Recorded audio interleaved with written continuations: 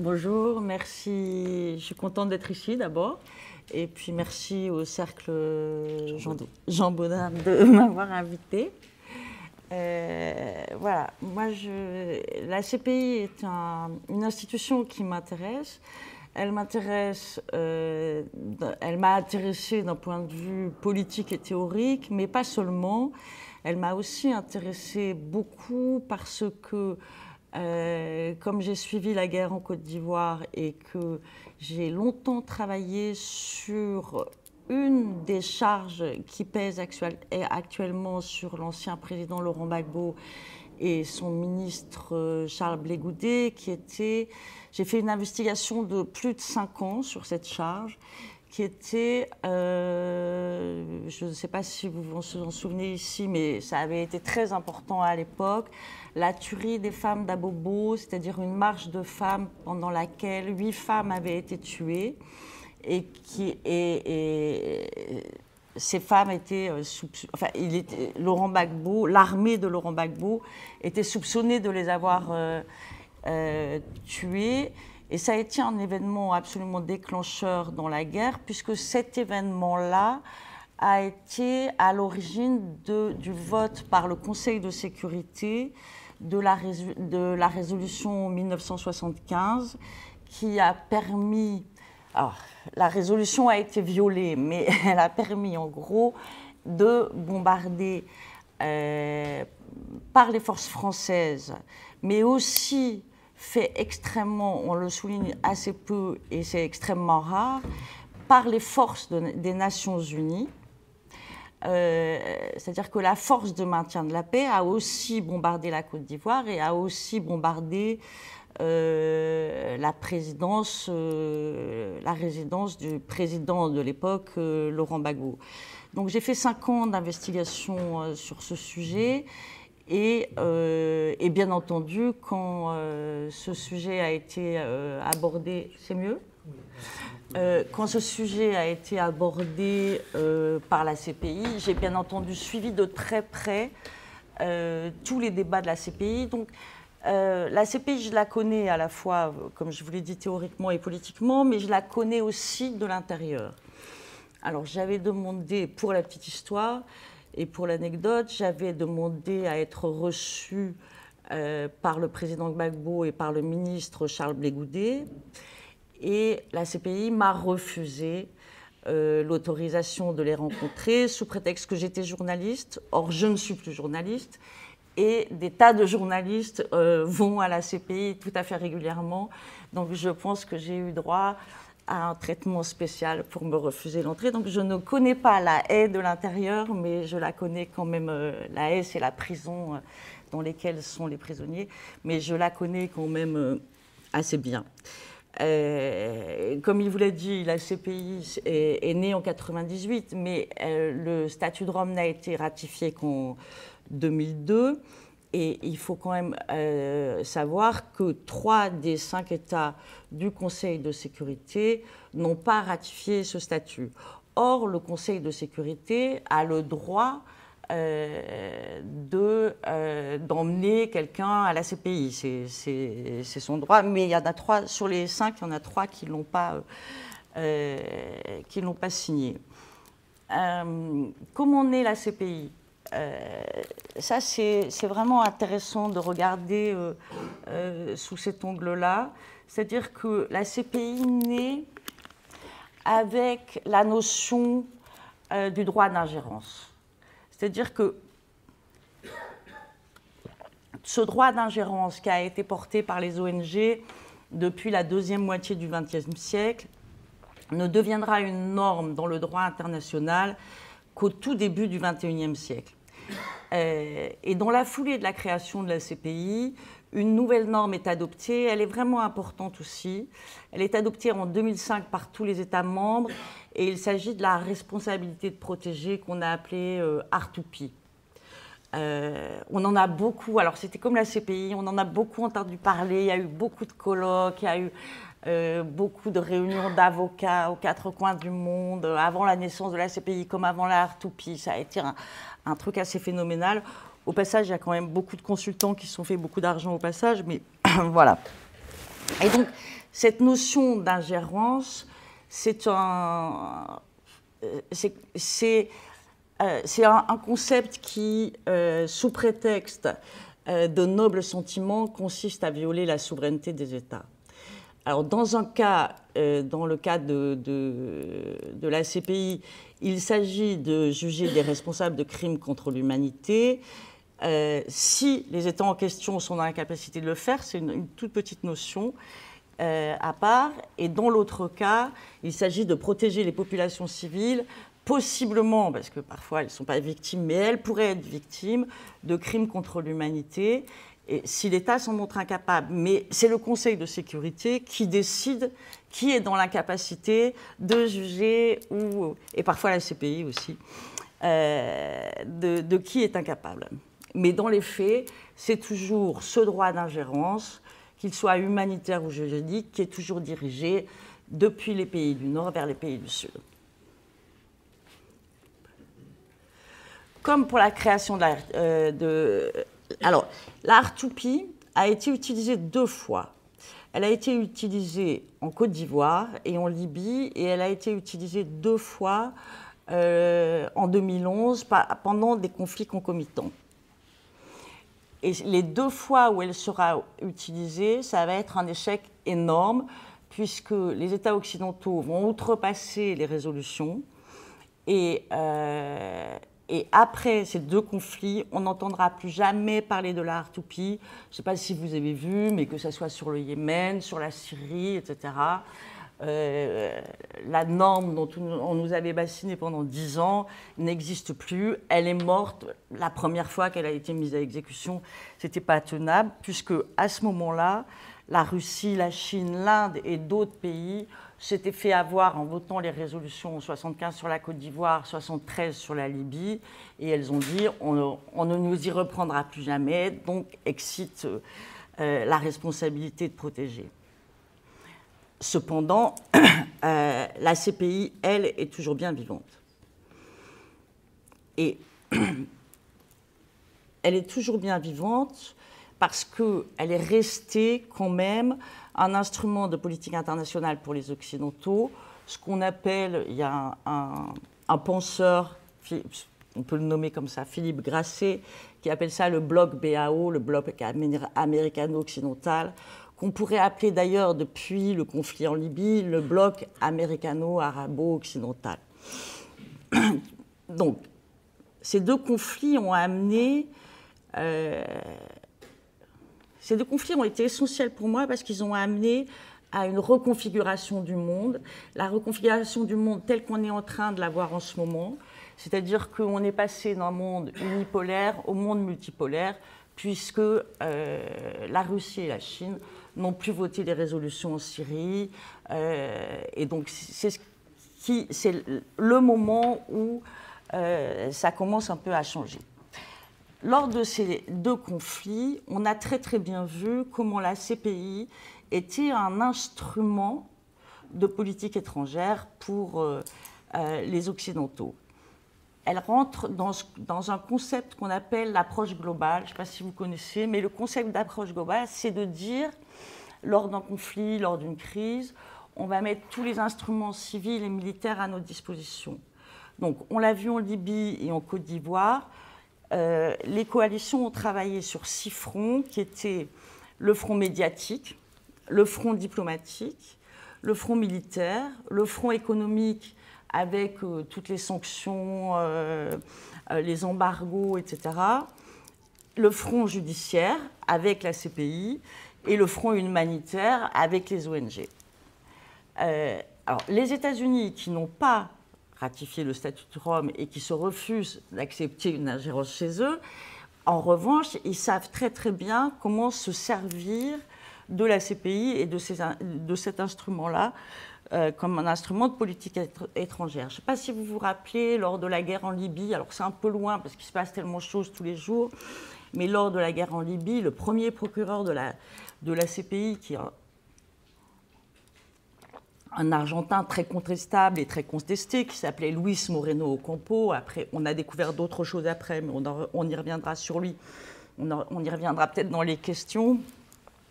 parlait à ce moment-là à l'unisson avec Hillary Clinton, qui était à l'époque secrétaire d'État. Et je ne sais pas si vous vous souvenez, mais il avait accusé Kadhafi d'utiliser le viol comme une arme de guerre. Et il l'avait même accusé d'avoir acheté des containers entiers de stimulants sexuels. Cette histoire n'a jamais eu l'ombre d'un début, un commencement de preuve, mais en tout cas, ça a été dit comme une arme menaçante. Voilà, ça c'était les déclarations. Alors il y a eu des tas de déclarations en Libye, en Côte d'Ivoire, de M. Ocampo, on s'en souvient. Il est en train de les payer très cher, mais pour d'autres histoires. On y reviendra après dans les questions, si vous voulez parler de la CPI Leaks, voilà. Donc, la CPI survit, mais comme vous l'avez dit tout à l'heure, elle survit combien de temps? Et ses échecs sont absolument patents. Ça ne peut pas tellement être autrement, puisque la manière dont elle a été créée, ce droit d'ingérence, le ver était dans le fruit dès le départ. Mais quand même, la CPI, compte tenu de tous les griefs qu'on peut lui faire, compte tenu de tout ce qui a été écrit, parce qu'il y a une littérature abondante, aurait pu au moins donner le change, faire l'effort, mettre des formes, se professionnaliser.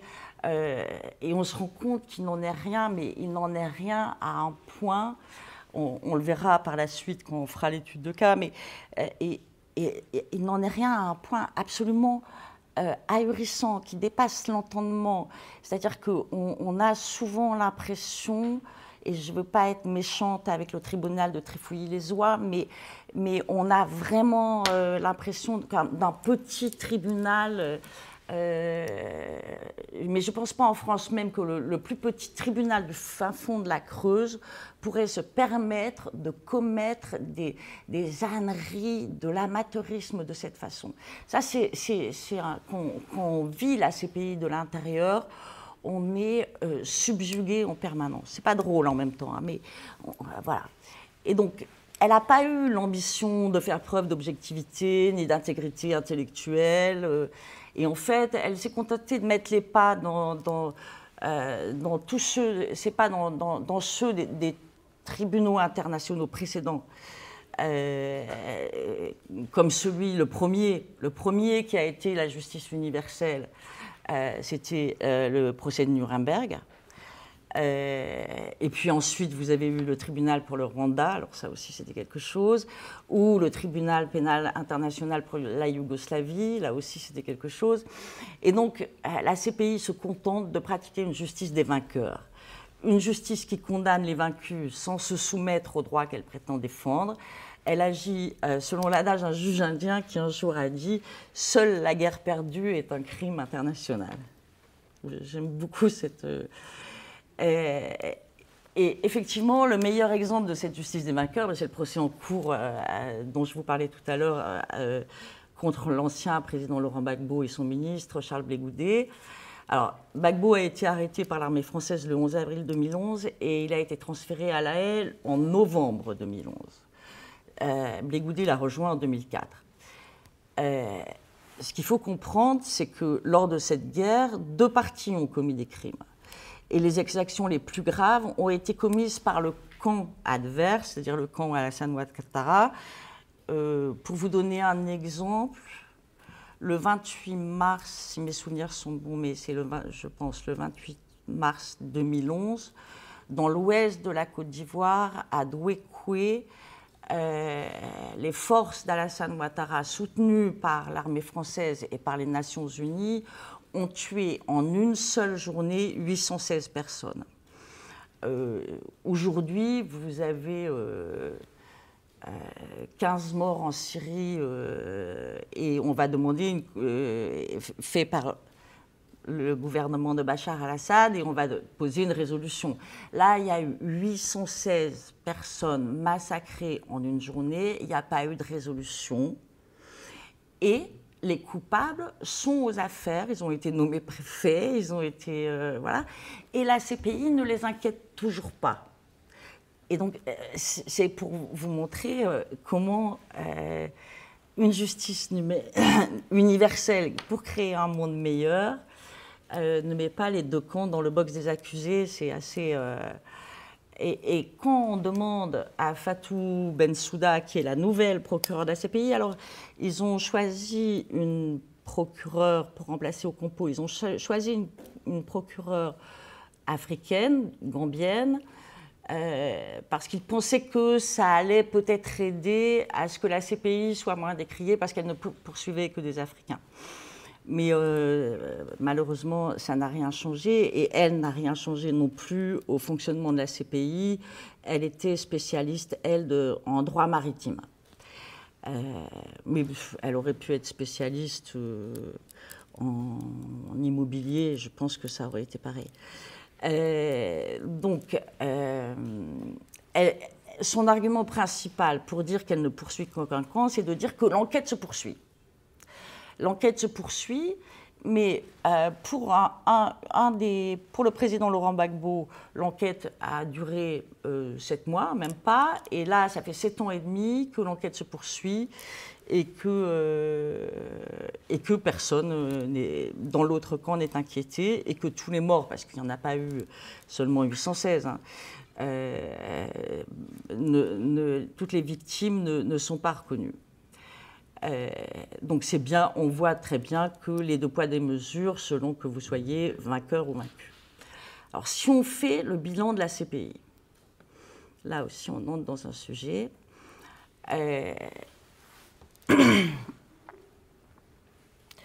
Donc, comme je vous le disais, je me suis attachée à son fonctionnement. C'est assez ennuyeux, c'est pas du tout drôle de s'intéresser à ce sujet, parce que quand vous suivez une audience de la CPI, c'est long, c'est fastidieux, c'est traduit, les gens parlent très lentement, il y a des coupures, il y a des huis clos, donc ce qui fait que c'est extrêmement difficile de suivre d'une manière cohérente. Il y a et les audiences sont vraiment très longues.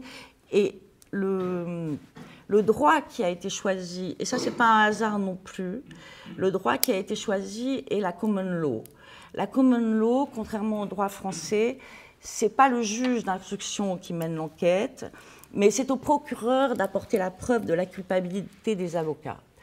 De la culpabilité, ça c'est un vrai lapsus, de la culpabilité des inculpés.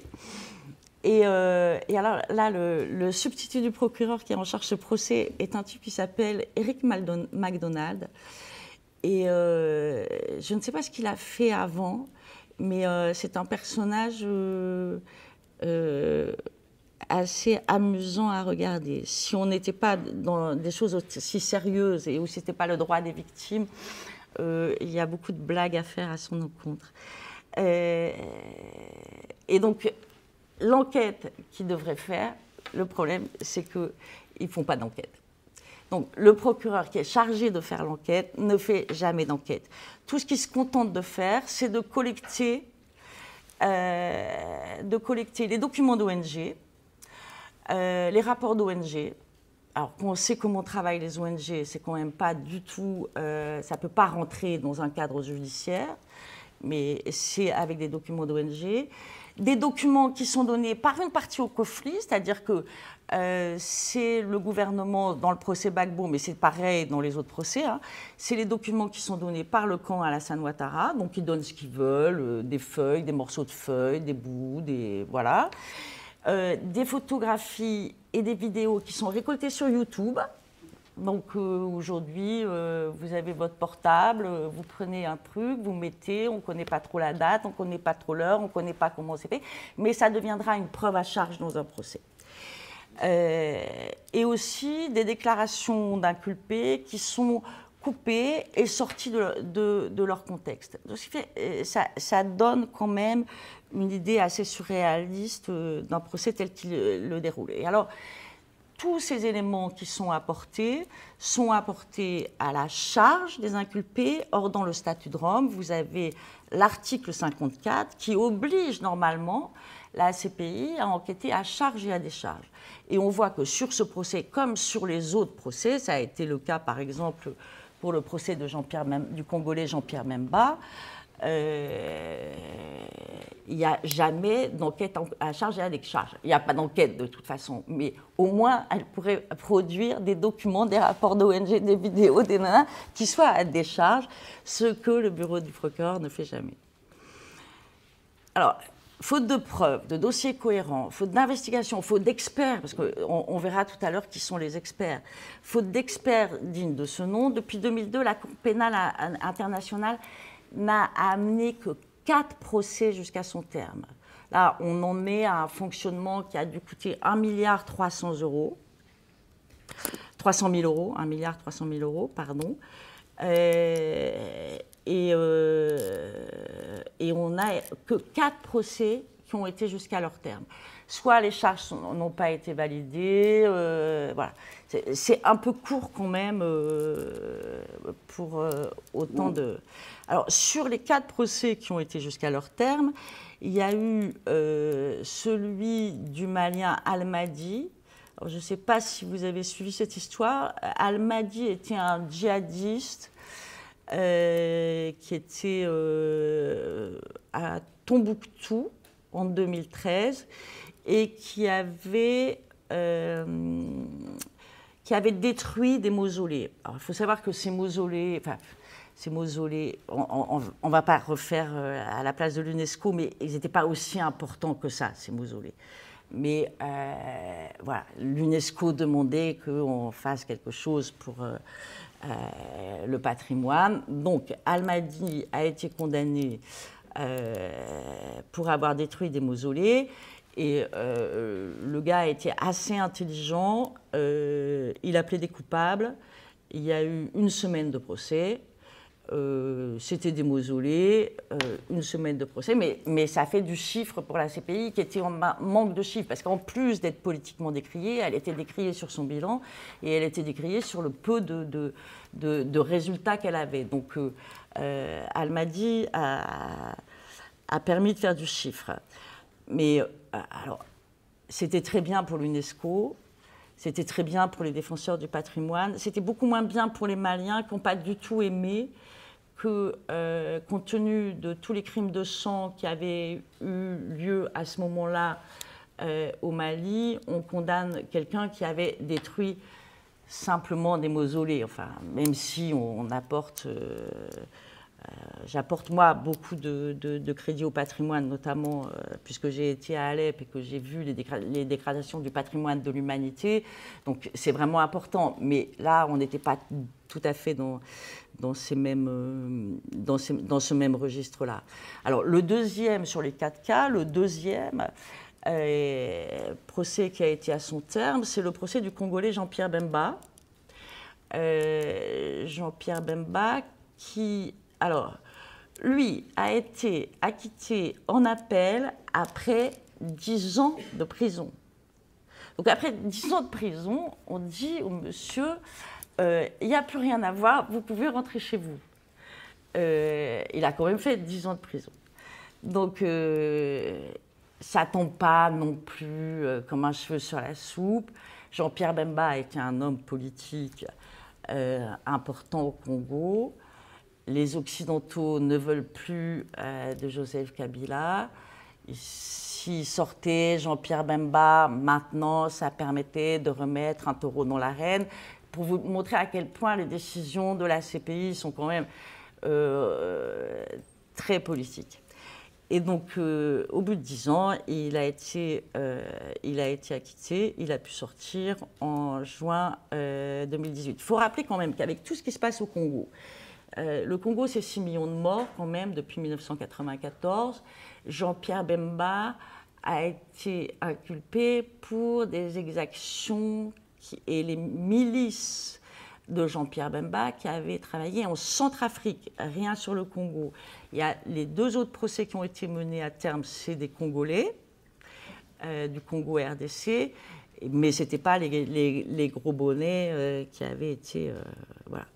Alors, l'année dernière, avant le procès, j'avais interrogé une proche de Jean-Pierre Bemba, F. Bazaïba, et pour savoir ce qu'il en était sur le procès. Alors, je vous lis ce qu'elle dit, parce que c'est assez intéressant.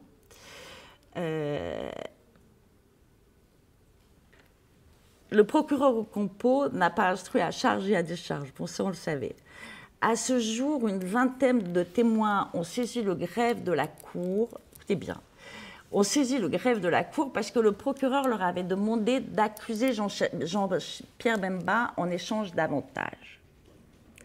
Alors, elle n'ose pas dire en échange qu'ils avaient été payés pour accuser, mais c'est ce qui s'est réellement passé. Donc, c'est que la Cour paye des témoins pour venir accuser un inculpé. À la fin de son mandat, Ocampo a bouté dehors tous les témoins qui réclamaient leur dû. La procureure actuelle, Fatou Bensouda, ne veut pas entendre parler de ces personnes sous prétexte qu'elle n'a pas participé à ce deal. Et on est quand même dans du grand art. Alors qu'elle a collaboré aux enquêtes, qu'elle était adjointe de Moreno. Autre fait extrêmement grave, Jean-Pierre Bemba a été placé sur écoute et tous les éléments sont à la disposition du procureur, ce qui est parfaitement illégal. Alors ça, les illégalités commises par la CPI, on pourrait en faire un livre. Nous avons dénoncé toutes ces manipulations dont le seul but consistait à écarter Jean-Pierre Bemba de la scène politique congolaise afin de laisser Joseph Kabila gouverner sans opposant. Nous voyons aujourd'hui où cela a amené la CPI. Donc, ça c'était un exemple. Autre exemple assez intéressant, il y a un chef de milice particulièrement exécrable, assez sanguinaire, qui s'appelle Joseph Kony. C'était le chef de la libération de l'armée du Seigneur. Alors, ça fait 12 ans que la CPI le cherche, et ça fait 12 ans qu'elle ne le trouve pas. Alors, on a su, mais lorsque les CPI Leaks se sont sortis, on a su que Ocampo avait embauché, écoutez bien, parce que ça, c'est pas dans un film, hein, c'est la réalité, avait embauché Angelina Jolie pour essayer d'aller traquer ou d'inviter ou de monter un plan à Joseph Kony afin d'arrêter Joseph Kony. Donc là, on est bien dans le monde réel. Hein. Et Georges Clooney avait aussi voulu participer à ce plan-là. C'est dans le monde réel. Alors, ils n'ont pas réussi à avoir Joseph Kony. Donc, il fallait bien qu'ils fassent du chiffre. Donc, ils ont eu Dominique Ongwen, qui est aujourd'hui incarcéré à la CPI. Et Dominique Ongwen était un chef de milice ougandais. Mais le type, il avait été recruté par Joseph Kony quand il était enfant. Donc, ça fait partie de ces enfants soldats qui sont devenus bourreaux. Et il remplace Joseph Kony à la CPI. Alors, pour faire ce travail, comme je vous le disais tout à l'heure, c'est quand même 1,3 milliard. Mais ça paraît beaucoup, mais en fait, il y a assez peu parce que la CPI doit rémunérer une armée de fonctionnaires qu'elle entretient. Donc, et alors, si le professionnalisme de cette Cour est remis en cause lors des procès, il est aussi dans son mode de gouvernance. La Cour a été condamnée 6 fois par l'Organisation internationale du travail suite à des licenciements, je rigole, mais je suis désolée, suite à des licenciements abusifs de certains employés. Pour une institution qui est quand même chargée de dire le droit, c'est un comble. Alors, pour revenir, pour avoir une idée du manque d'intégrité, de la partialité et de l'amateurisme de la CPI, le procès Gbagbo est un super exemple. Je vous explique. La première chose que fait le procureur, c'est qu'il reprend à son compte l'histoire telle qu'elle a été écrite par la communauté internationale. Donc, il ne cherche pas la vérité historique. Il reprend la vérité telle qu'elle a été décrite dans les médias, telle qu'elle a été donnée par les Nations Unies ou qu'elle a été donnée par les Occidentaux qui étaient partis au conflit. Par exemple, pour minorer l'impact de cette guerre sur les populations civiles et minorer leur échec, les Nations Unies, qui étaient partis au conflit, donc, ont donné le chiffre de 3000 morts, alors que tout le monde sait que ce chiffre est faux. Il y a un rapport d'un comité Vérité et Réconciliation qui donnait à peu près 18 000 morts. Moi, dans mon livre, j'ai évalué un peu plus de 20 000 morts, mais enfin, on est dans ces eaux-là. Mais la CPI commence, elle, à partir d'un postulat de départ qui est entièrement faux, puisqu'elle part du postulat que c'est 3 000 morts. Et on ne sort pas de ça.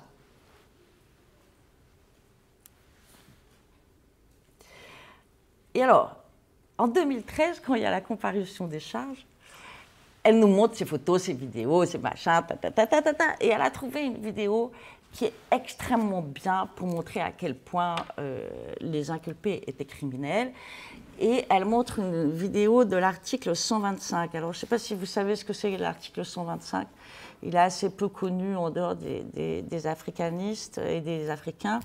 125, c'est 100 francs pour l'essence, 25 pour l'allumette.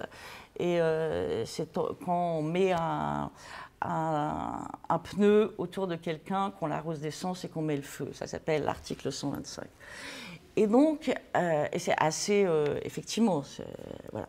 Et donc, elle montre une vidéo de l'article 125, et très vite, les avocats s'en aperçoivent pas, mais comme le procès est public et que tout le monde regarde, beaucoup de gens ont tout de suite vu que cette vidéo, qui était censée avoir été tournée en 2011 en Côte d'Ivoire, avait été tournée en 2008 au Kenya, mais la procureure l'a présentée. L'a présenté pendant le... Voilà, c'était une des preuves chargées être irréfragable. Là, on s'est aperçu la semaine dernière, après cette enquête quand même, hein, que la CPI nous avait montré d'ailleurs dès 2013, dès la comparution des charges, une photo qui était aussi une preuve irréfragable, qui était des chars enfumés, qui étaient justement là pour avoir... prédiction à avoir tué les femmes, la manifestation des femmes. Cette photo était très curieuse parce qu'on voyait des chars et des gamins qui couraient derrière, donc on se demandait pourquoi des gamins couraient derrière des chars, non, qui couraient au-devant, on se demandait pourquoi des gamins couraient au-devant de chars fumants, voilà. Mais la procureure nous avait dit, vous allez voir pendant le procès, on va vous expliquer la fumée du char, etc., etc. Et là, on s'est aperçu que cette photo datait de janvier 2011, c'est-à-dire avant le 3 mars 2011, la tuerie des femmes. C'est des petits exemples, je ne vous donne pas tout parce qu'on pourrait y passer la nuit, mais bon, c'était...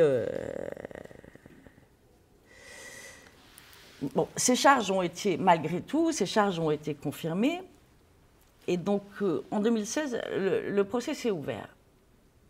Donc on se dit 2011-2016, les fonctionnaires de la CPI ont eu 5 ans pour se préparer.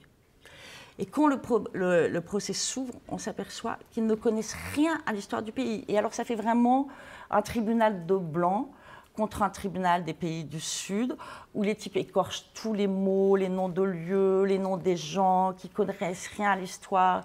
Ils vous racontent l'histoire de la Côte d'Ivoire comme une page Wikipédia. Enfin, c'est absolument navrant. Et alors, je me souviens de ces slogans pour dire qu'ils avaient en face d'eux des criminels de guerre. Je ne vous dis pas que les gens étaient des gentils, il y a vraiment eu des drames, hein, il y a eu vraiment des exactions des deux côtés, mais c'est pour vous dire comment la CPI, la finesse de la CPI. Et alors, elle prenait, vous voyez bien qu'ils sont des criminels, parce que leur slogan de campagne, c'était « on gagne ou on gagne ». Ça veut dire on gagne ou on gagne, ça veut dire qu'on ne peut pas perdre et qu'on est prêt à tout pour ne pas perdre. Ce qui est des slogans on gagne ou on gagne qui sont très fréquents en Afrique. Et puis il y avait un autre slogan pendant la campagne de 2010 en Côte d'Ivoire, c'est maïs, maïs, il y avait même une danse, c'est maïs, maïs, il n'y a rien devant, c'est pour dire que les opposants, bon, il n'y avait rien. Et donc ça, c'est devenu des preuves à charge contre les accusés. C'est pour montrer un peu le spectacle de l'absurde. Et je vous jure que pendant les débats, souvent on se pince. Après, vous avez une longue liste de témoins et on se demande d'où ils viennent. Je pense que je pense que il s'est passé pour le procès Gbagbo ce qui s'est passé pour le procès Bemba. Il y a quand même des gens qui ont été au moins rémunérés pour aller à La Haye, au moins à qui on a payé l'avion ou à qui on a donné. Ils n'ont pas besoin de donner beaucoup, hein, ils donnent 10 000, ça fait 15 euros, voilà. Et alors, lorsqu'il y a des témoins intéressants, personne ne leur pose les bonnes questions. Moi, je me souviens d'une dame qui était toujours dans cette tuerie des femmes. Je me souviens d'une dame qui était la voisine d'une des mortes et qui a été interviewée sur tout, même sur la manière dont on faisait le jus de fruits, mais à qui on n'a pas posé la seule question essentielle, qui était, à mon avis, est-ce que vous avez été à l'enterrement de votre amie, où elle a été enterrée, puisque les corps ont disparu, où elle a été enterrée, est-ce que vous avez...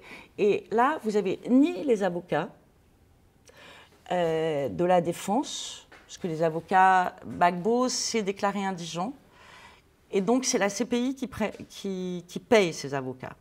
Donc les avocats sont dans une posture un peu étrange, qui fait qu'ils ont tout à fait intérêt à ce que le procès perdure.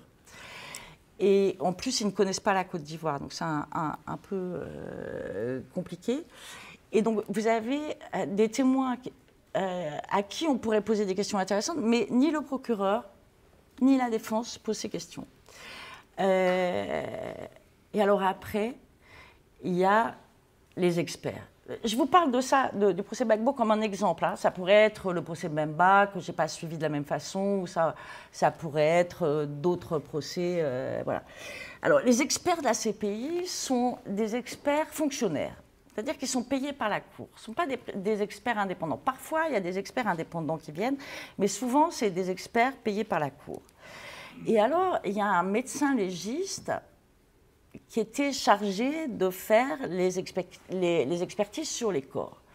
Et quand on lui pose la question sur les scellés qu'il peut y avoir sur les sacs mortuaires, le type dit non, j'ai pas, avant de faire mes analyses ADN, je n'ai pas regardé les scellés. Il a regardé les scellés ni avant ni après. On lui dit qu'il y a une tombe d'une morte ici, il y va, il ne la trouve pas, il revient, il ne l'a pas trouvée. Et ce gars-là, il fait un rapport, il fait son rapport. On est quand même dans un tribunal international où ce n'est pas seulement la vie des inculpés qui est en cause, mais la vie d'un pays, parce qu'on doit rendre justice. Et il fait son rapport en 48 heures chrono. Moi, j'ai l'habitude de faire des rapports, je mets 3 semaines. Hein. Donc, ça, c'est... Ah oui, il y avait ce truc-là aussi. Et finalement, il n'arrive pas à faire les analyses parce qu'on lui dit que les morgues, l'électricité a été coupée et que les morgues sont tombés en panne, donc les corps, on les a mis dans une fosse commune. Déjà, ça paraît très bizarre. Hein. Mais le gars, il ne sait pas quand l'électricité a été coupée, quand les morts sont arrivés dans une fosse commune. Donc comment voulez-vous qu'il fasse une expertise s'il ne sait pas depuis combien de temps on en est là? Donc lui, il ne se pose pas le cas.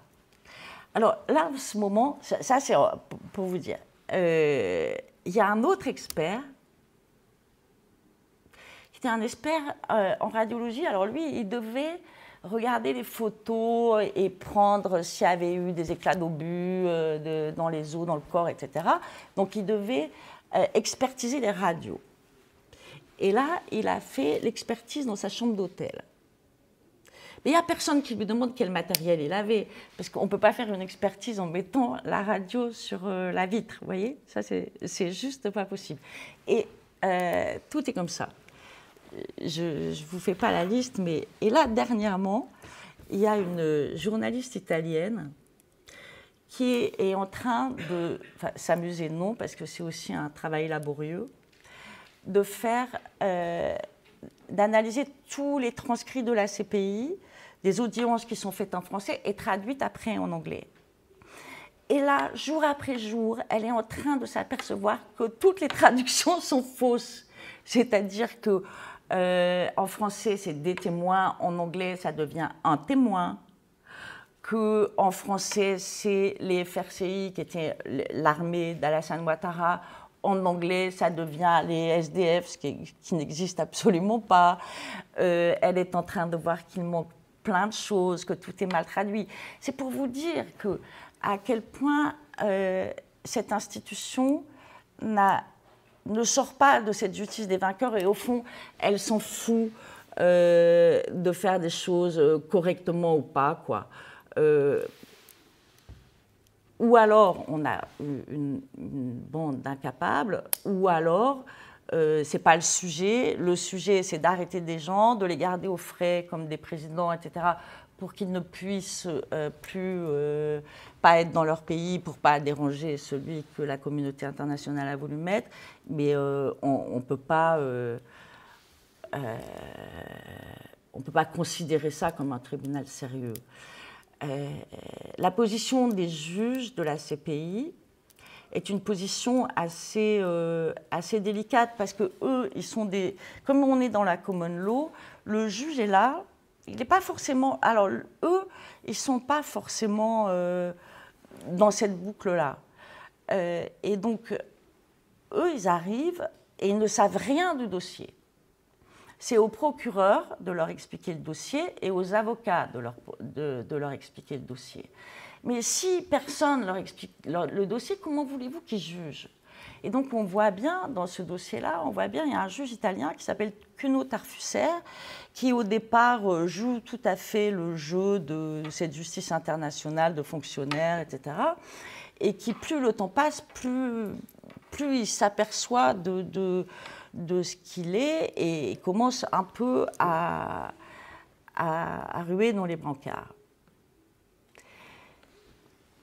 Tout ça pour dire que la CPI a été créée donc pour un monde meilleur et elle a été créée pour réparer les victimes. Ça, c'était la force des argumentaires des ONG, que les victimes soient reconnues et pour faciliter une réconciliation dans un pays. Mais quand on voit ce qui se passe, on s'aperçoit que c'est tout à fait l'inverse qui se pose et que là, cette justice n'est pas seulement inefficace, etc., mais elle est dangereuse. Elle est dangereuse parce que, pour reprendre le cas que je vous ai donné, je prends cet exemple. Dans la tuerie des femmes d'Abobo, après 5 ans d'enquête, je peux dire que ce n'est pas Gbagbo qui a tué. Je ne peux pas dire qui a tué, mais je peux dire que ce n'est pas Gbagbo qui a tué. Or, les pro-Gbagbo ont toujours pensé que ça n'avait pas lieu, que c'était un montage. Mais je pense que c'est un false flag. Et donc, ils n'ont pas tort de penser que c'est un montage. Ça a été monté pour amener à la résolution 1975, mais ils ont tort parce que ces femmes sont mortes. Et les pro-Ouattara ont toujours pensé que c'était l'armée de Gbagbo qui les avait tuées. Au bout de 7 ans de procès, personne n'a changé. Puisqu'on n'a pas amené de preuves, puisqu'on n'a rien dit de cohérent par rapport à ce dossier, personne n'a changé d'avis là-dessus. Ça veut dire qu'on ne peut pas faire de réconciliation nationale sans avoir dit la vérité de l'histoire. C'est vraiment un phénomène important pour tous ces pays-là, et ça pourrait être aussi dans un pays européen ou en Syrie demain ou je ne sais pas où. Il faut qu'il y ait une vérité qui soit dite pour qu'il puisse y avoir une réconciliation. Et là, comme il n'y a pas de vérité historique, il n'y a pas de réconciliation. Ça, c'est le premier point. Et dans le deuxième point, où on dit qu'il n'y a qu'une partie qui est en conflit, toute la partie de l'Ouest qui a été massacrée, mais vraiment dans des conditions terribles. Et ce n'est pas seulement ces 816 morts, ça a continué et ça continue encore, et l'Ouest est à nouveau une poudrière. Que voulez-vous que les gens qui ont été massacrés, quand ils voient qu'on ne juge qu'en camp, que voulez-vous qu'ils fassent? Je les trouve déjà vraiment patients, et on pourrait s'attendre à ce qu'ils se soulèvent. Et on pourrait s'attendre à ce qu'ils se fassent vengeance eux-mêmes. Et tout ça est très mauvais pour un pays. Donc, moi, j'insiste beaucoup pour dire, c'est pas seulement une blague, c'est pas seulement pas sérieux, c'est pas seulement de l'amateurisme, c'est aussi une justice des vainqueurs qui est particulièrement dangereuse. Alors, les perspectives. Je suis dans les temps ? Il va falloir conclure. D'accord. Donc, je vais conclure vite. Les perspectives. Figurez-vous que tout ça, tous ceux qui s'intéressent à tout ce que je vous raconte ce soir, tous ceux qui s'intéressent à la CPI, évidemment, le savent. Mais enfin, il y a encore des gens pour dire non, il vaut mieux ça que rien. Alors, il vaut mieux ça que rien quand on est face à un truc dangereux. Je trouve que c'est un argument assez simpliste et assez pauvre. Alors, le deuxième argument qui sous-tend « il vaut mieux ça que rien », c'est que la peur de la CPI dissuade les chefs d'État africains de commettre des crimes contre leur peuple. Alors, vous noterez qu'on n'évoque toujours que des Africains et pas des chefs d'État d'autres régions du monde, comme ceux qui font usage de la CIAOS, sur leurs compatriotes, vous voyez à qui je veux faire allusion, et donc, et que la CPI est tout à fait muette sur tous les autres crimes de guerre, et particulièrement au Yémen, vous n'avez pas entendu la CPI intervenir. Donc, c'est un argument qui ne tient pas. En revanche, il y a peu de gens, on est très très peu nombreux, à évoquer un contre-argument qui est que combien de chefs d'État africains refusent de quitter le pouvoir parce qu'ils ont peur de la CPI. Et donc que cette CPI n'arrange pas du tout la possibilité d'avoir des alternances. Moi, je connais des États où des chefs d'État ont demandé à leurs opposants « Écoute, je laisse le pouvoir, mais m'envoie pas à la CPI ». Les opposants ont été bêtes, ils ont dit non, on ira jusqu'au bout. Et je pense qu'il y a beaucoup d'alternances qui pourraient avoir lieu d'une manière beaucoup plus calme s'il n'y avait pas cette peur de la CPI de se retrouver là-bas. Cette justice, de toute façon, cette justice n'est plus tenable. Et là où, j'ai presque fini, et là où on a eu, si vous voulez, les contempteurs de la CPI ont eu un allié tout à fait incongru, c'est John Bolton qui est arrivé et qui, le 11 septembre dernier, a dit, pour une fois que John Bolton me reprend, il a dit « La CPI est inefficace, irresponsable et dangereuse ». Et donc, on ne pouvait pas ne pas remercier le faucon de John Bolton d'avoir dit ça. Alors, évidemment, pourquoi il dit ça? Il dit ça parce que les États-Unis, qui sont considérés comme la nation exceptionnelle, ne peuvent pas être poursuivis par la justice internationale. Mais jusqu'à présent, il s'accommodait très bien de cette situation. Alors, qu'est-ce qui a déclenché l'ire de John Bolton? En fait, depuis 2003, la CPI avait ouvert une enquête sur les crimes commis en Afghanistan. Mais comme... Et puis, il ne se passait rien. C'était même pas l'ouverture d'une enquête. Hein. C'était une ouverture de procédure, parce qu'il y a plusieurs stades à la CPI. Ouverture de procédure. Jusqu'en 2017, il ne s'est rien passé. La procédure contre les crimes commis en Afghanistan traînait en longueur. Et puis en 2017, quand la CPI a été vraiment décriée par tous les chefs d'État africains, Fatou Bensouda a augmenté d'un cran et elle a ouvert une enquête le statut enquête préliminaire, ce qui était un cran de plus. Donc ça a un peu commencé à énerver les Américains. Pour l'instant, concernant les pays occidentaux, la CPI a ouvert 3 enquêtes, Afghanistan-USA, Palestine-Israël et Irak-Royaume-Uni.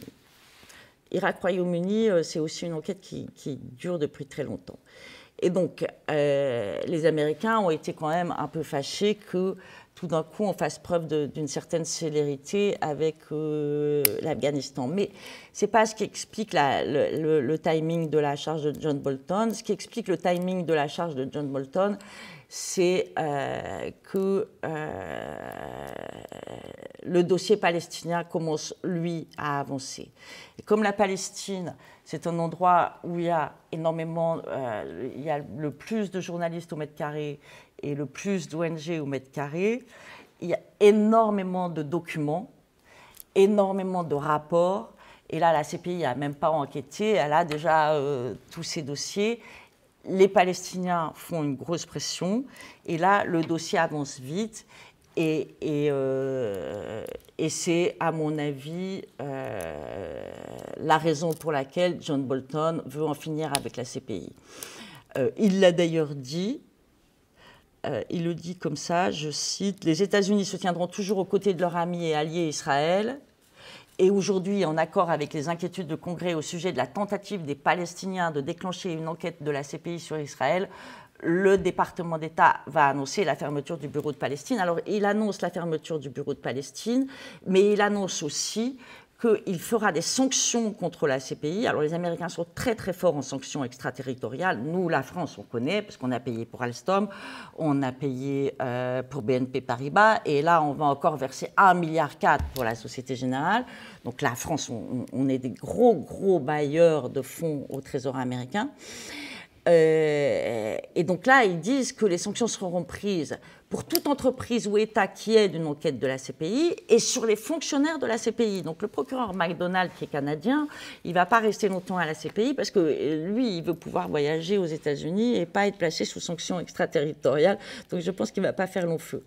Donc cette justice ne peut pas continuer à exister dans ces conditions.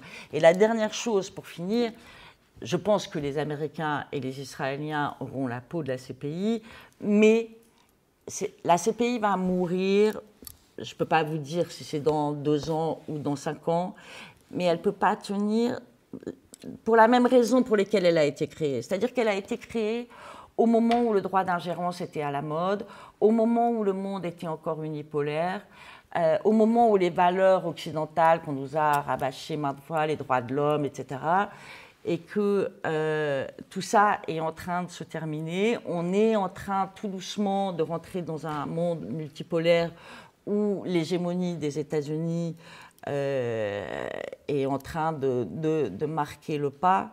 Et donc, elle n'aura plus de raison d'exister et elle mourra de sa belle mort.